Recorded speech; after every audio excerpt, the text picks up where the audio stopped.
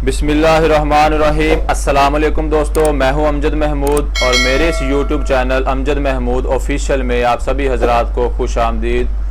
दोस्तों, Microsoft word के अंदर आज हमारा लेक्चर नंबर 10 है और इस लेक्चर के अंदर हमने इस टेबल को फॉर्मेट करना सीखना है। ये जो टेबल हमने इंसर्ट किया था, इस टेबल की फॉर्मेटिंग, डिज़ाइनिंग और मज़ीद इस टेबल के ऊपर काम करना इस लेक्चर के अंदर हम सीखेंगे। तो जब हम माइक्रोसॉफ्ट वर्ड के अंदर कोई टेबल इंसर्ट कर लेते हैं तो हमारे पास दो मज़ीद नए टैब आ जाते हैं, एक डिज़ाइन टैब, लेआउट नाम का टैब। आप देखिए, आपके पास इधर एक डिज़ाइन टैब और एक लेआउट टैब, दो नए टैब आ चुके हैं। ये दोनों टैब इस टेबल की डिज़ाइनिंग और फॉर्मेटिंग से मुतल्लिका आपको टूल और मदद करते हैं। आप अगर इस टेबल से बाहर क्लिक करो किसी टेक्स्ट के ऊपर तो देखिए आपके पास इधर से वो दोनों टैब ख़त्म हो चुके हैं, अब नज़र नहीं आ रहे। और जैसे ही मैं दोबारा इस टेबल के ऊपर क्लिक करूंगा तो ये दोनों टैब देखें फिर से दोबारा आपके सामने ज़ाहिर हो जाएंगे। तो ये दोनों टैब टेबल की डिज़ाइनिंग और टेबल की फॉर्मेटिंग और टेबल के ऊपर मज़ीद एक्स्ट्रा काम करने के लिए इस्तेमाल होते हैं। तो सबसे पहले लेआउट टैब को डिस्कस करते हैं। जैसे लेआउट टैब के ऊपर हम क्लिक करेंगे तो ये तमाम ऑप्शन लेआउट टैब से मुतल्लिका हैं और इन तमाम ऑप्शन को टेबल के ऊपर हम इस्तेमाल कर सकते हैं। और लेआउट टैब के अंदर सबसे पहला हमारा ग्रुप है टेबल का। इसके अंदर सबसे पहले हमारे पास सिलेक्ट की ऑप्शन है। अगर इसके साथ इस छोटे बटन के ऊपर क्लिक करें तो मज़ीद हमारे सामने ऑप्शंस आ जाती हैं। इनमें सबसे पहले सिलेक्ट सेल है। अगर इस ऑप्शन के ऊपर हम क्लिक करेंगे तो जिस सेल के अंदर हमारा कर्सर होगा उस सेल को हम सिलेक्ट कर सकेंगे इस तरीके से। और उसके बाद इसके अंदर सिलेक्ट कॉलम है। जिस सेल के अंदर हमारा कर्सर होगा वो पूरे का पूरा कॉलम हमारा सिलेक्ट हो जाएगा, जैसे ये है। अब अगर मैं इस कॉलम के अंदर आता हूँ तो ये देखें ये वाला कॉलम हमारा सिलेक्ट हो जाएगा। और उसके बाद कर्सर को इस जगह पे रखते हैं और सिलेक्ट रो है। जिस सेल के अंदर हमारा कर्सर होगा वो पूरी की पूरी रो इस तरीके से सिलेक्ट हो जाएगी। इसी तरीके से इसके अंदर चेक करें तो पूरी की पूरी रो सिलेक्ट होगी। और उसके बाद हमारे पास लास्ट ऑप्शन है सिलेक्ट टेबल। पूरा का पूरा टेबल हमारा इस तरीके से सिलेक्ट हो जाएगा। ये सिलेक्शन आप इधर से भी कर सकते हैं और मैनुअली भी आप सिलेक्शन कर सकते हैं। जिसके अंदर आपका कर्सर है, अगर आपने एक सेल को सिलेक्ट करना है तो कर्सर को उसके अंदर आके क्लिक करके ड्रैग करेंगे तो ये आपका सेल इस तरीके से सिलेक्ट हो जाएगा। और अगर आपने पूरे रो को सिलेक्ट करना है तो इस तरफ रो के बाहर जहाँ पे मेरा कर्सर है इस जगह पे आके अगर आप क्लिक करेंगे तो देखें पूरी की पूरी रो सिलेक्ट हो रही। ये देखें पूरी की पूरी रो सिलेक्ट हो रही। इसी तरीके से इधर क्लिक करेंगे तो आप इधर पे क्लिक करके पूरी रो को इकट्ठा सिलेक्ट कर सकते हैं। इसी तरीके से अगर आपने किसी कॉलम को सिलेक्ट करना है, इस जगह पे कर्सर ला के, जहाँ पे मेरा कर्सर अभी आपको नजर आ रहा है, इस जगह पे कर्सर रखेंगे और क्लिक करेंगे तो देखें पूरे का पूरा कॉलम हमारा सिलेक्ट हो रहा है। इसी तरीके से ये देखें पूरा कॉलम सिलेक्ट हो गया, फिर इसी तरीके से इधर पूरा कॉलम सिलेक्ट हो गया, फिर इसी तरीके से इधर पूरा कॉलम सिलेक्ट हो गया। तो ये इस तरीके से आप पूरा कॉलम सिलेक्ट कर सकते हो, पूरी रो सिलेक्ट कर सकते हो, एक सेल भी सिलेक्ट कर सकते हो। और अगर आपने पूरा टेबल सिलेक्ट करना है तो इस टेबल के बाहर ये जो आपको निशान नज़र आ रहा है, 4 एरो आपको नज़र आ रहे हैं। अगर इस एरो के ऊपर आकर अगर हम इस तरीके से क्लिक करेंगे तो ये देखिए हमारा पूरे का पूरा टेबल हमारा सिलेक्ट हो गया। इन ऑप्शंस को इस्तेमाल करके भी आप टेबल को, कॉलम को, रो को या एक सेल को आप सेलेक्ट कर सकते हो।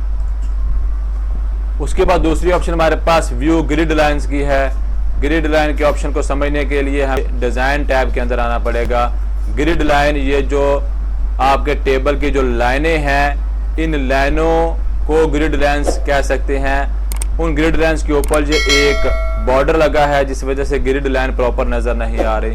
तो सबसे पहले डिज़ाइन टैब के अंदर आके इस टेबल का जो बॉर्डर है वो इधर से मैं नो बॉर्डर करता हूँ तो टेबल का बॉर्डर हम ख़त्म कर देते हैं। तो सबसे पहले इस टेबल को हम सिलेक्ट करेंगे। सिलेक्ट करने के बाद डिज़ाइन टैब के अंदर आके बॉर्डर वाली ऑप्शन के अंदर आके क्लिक करेंगे और इधर से नो बॉर्डर पे क्लिक कर देंगे।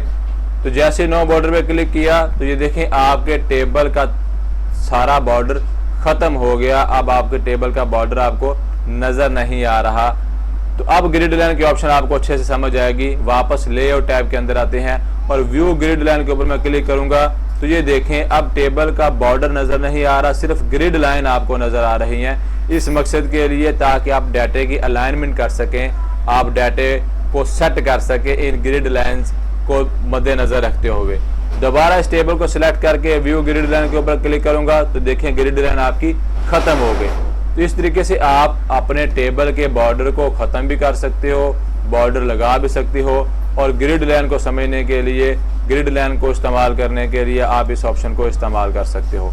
दोबारा से मैं इस ऑप्शन के ऊपर क्लिक करता हूँ, ग्रिड लाइन को व्यू करता हूँ और डिज़ाइन टैब के अंदर आके बॉर्डर के ऑप्शन के अंदर आके मैं दोबारा से अपने टेबल को बॉर्डर लगा लेता हूँ ताकि ये ऑप्शन हम इस्तेमाल कर सकें। उसके बाद लेआउट टैब के अंदर हमारे पास एक और ऑप्शन है जिसको प्रॉपर्टी के ऑप्शन कहते हैं। प्रॉपर्टी किस चीज़ की शो करवाता है? ये प्रॉपर्टी आपके इस पूरे टेबल की, एक रो की, एक कॉलम की प्रॉपर्टी शो करवाएगा। जैसे प्रॉपर्टी के ऊपर क्लिक करेंगे तो ये देखें सबसे पहली ऑप्शन है टेबल की। ये आपके टेबल की प्रॉपर्टी को शो करवाएगा, टेबल की सेटिंग को शो करवाएगा। आपका टेबल की अलाइनमेंट किस तरफ है, आप देखें कि अलाइन लेफ्ट है, अलाइन सेंटर है, अलाइन राइट है। इस तरीके से आप टेबल की अलाइनमेंट सेट कर सकते हो। मैं सबसे पहले टेबल का साइज़ थोड़ा छोटा करके आपको इस ऑप्शन के बारे में बताता हूँ। ये टेबल का साइज़ हमने छोटा कर लिया। उसके बाद प्रॉपर्टी पे क्लिक करेंगे, अलाइन राइट करेंगे तो टेबल आपका राइट तरफ आ जाएगा। दोबारा प्रॉपर्टी में जाएंगे, अलाइन सेंटर करेंगे, टेबल हमारा पेज के सेंटर में आ जाएगा। इसी तरीके से अलाइन लेफ्ट करेंगे तो टेबल हमारा पेज के राइट तरफ आ जाएगा। इस तरीके से आप align centre, align left, align right पूरे टेबल की भी कर सकते हो। कंट्रोल जी करके मैं इस ऑप्शन को ख़त्म करता हूं और अपनी वापस पहले वाली लोकेशन पे चला जाता हूं। उसके बाद दोबारा प्रॉपर्टी के ऑप्शन के ऊपर क्लिक करते हैं। इसके अंदर दूसरी ऑप्शन हमारे पास रो की है। इसको आप रो की जो लंबाई और चौड़ाई है उसको आप सेट कर सकते हो जिस रो के अंदर आपका कर्सर होगा। प्रॉपर्टी में जाएंगे तो आपको रो की प्रॉपर्टी शो करवा देता है। इससे आप रो की जो चौड़ाई है उसको आप सेट कर सकते हो। स्पेसिफाई रो हाइट के ऊपर क्लिक करेंगे और इधर से आपको रो की जितनी भी चौड़ाई चाहिए आप अपनी मतलूबा हाइट इस जगह पे सिलेक्ट करेंगे और उसके बाद आप ओके कर देंगे तो देखें आपकी रो की हाइट उतनी ज़्यादा होगी। इसी तरीके से अगर आप पूरे टेबल को सिलेक्ट करके तमाम रो की हाइट को भी बड़ा करना चाहते हो तो इस ऑप्शन को इस्तेमाल करके आप तमाम टेबल की रो और हाइट को आप बड़ा या छोटा कर सकते हो इस तरीके से। इसके अलावा इसके अंदर दूसरी ऑप्शन है repeat at header row at the top of each page. अगर इस ऑप्शन को हम क्लिक करेंगे और उसके बाद ओके करेंगे तो ये जो आपको serial number, name of student और ये जो आपको हेडिंग नज़र आ रही है, ये वाली हेडिंग अगर आपका डाटा बहुत ज़्यादा है, सीरियल नंबर आपकी सैकड़ों की तादाद में है और दूसरे पेज के ऊपर जाके आपको पता नहीं चलेगा कि ये नंबर मैथ के हैं या ये नंबर इंग्लिश के हैं या ये नंबर उर्दू के हैं, तो उस पेज के ऊपर आपको ये वाली लाइन रो लिखने की ज़रूरत नहीं। आप इस ऑप्शन को, इस रो को सिलेक्ट करें और रिपीट रो एट हेडर के ऑप्शन को सिलेक्ट करके ओके कर देंगे तो अगले पेज के ऊपर जैसे ही आप प्रिंट करेंगे ये वाले नाम अगले पेज के टेबल के ऊपर ऑटोमेटिक लिखे हुए आ जाएंगे। उसके अगले पेज के ऊपर भी ऑटोमेटिक लिखे हुए आ जाएंगे। जितना डाटा आपका होगा सब के ऊपर आपके ये नाम लिखे हुए आ जाएंगे। इस तरीके से आप इस ऑप्शन को इस्तेमाल कर सकते हो। दोबारा प्रॉपर्टीज के ऊपर क्लिक करते हैं और कॉलम्स को देखते हैं। सेम इसी तरीके से आप कॉलम्स की जो चौड़ाई है, लंबाई है, आप उसको भी सेट कर सकते हो। इस ऑप्शन को इस्तेमाल करके सेल को क्लिक करेंगे तो सेल की लंबाई और चौड़ाई को भी आप इस तरीके से इस्तेमाल कर सकते हो।